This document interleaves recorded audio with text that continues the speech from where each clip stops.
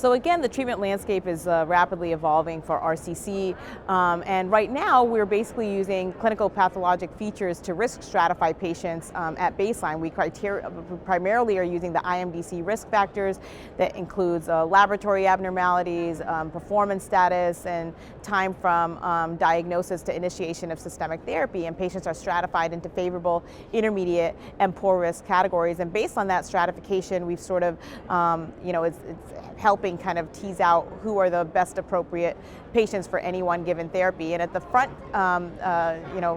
time, we have the combination of pembrolizumab plus axitinib, and honestly, that's for all comer, independent of risk stratification status.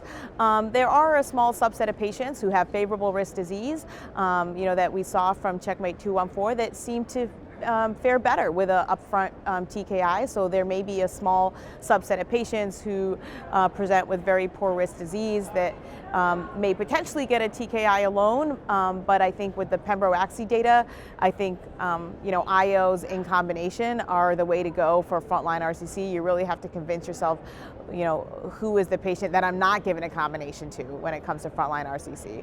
And when we look at the biology of disease, this is data that was presented by Dave McDermott from the emotion studies. It seems like the favorable risk patients seem to have more of an angiogenic signature, and maybe they are primed to respond better to VEGF inhibition, whether that be given alone or in combination with a checkpoint inhibitor.